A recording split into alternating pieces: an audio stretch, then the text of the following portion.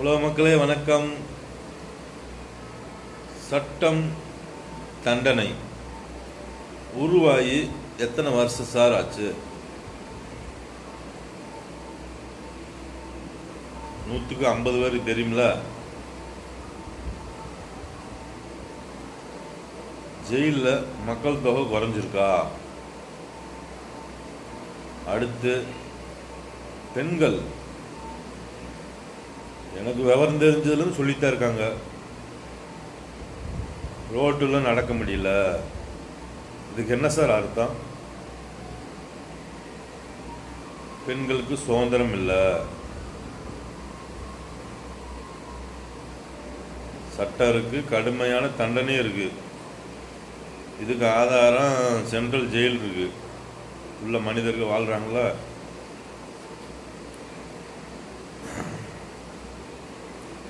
அப்புறம் ஏன் பெண்களுக்கு சுதந்திரம் கிடைக்கல? ஏன் பெண்கள் ரோட்டில் நடக்க முடியல?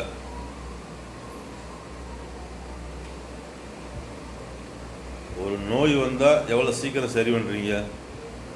இது எத்தனை வருஷமாக பெண்களோட கோரிக்கையாக இருக்குது.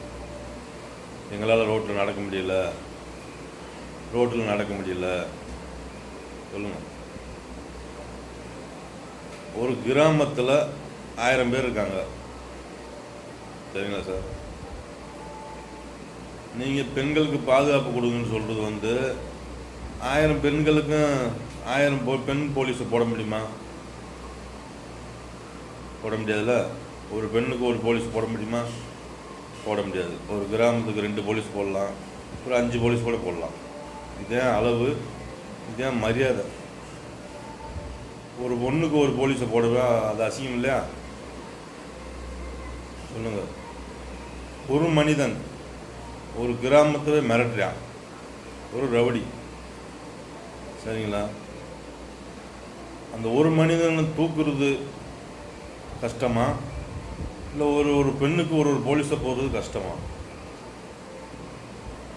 சொல்லுங்க சார்.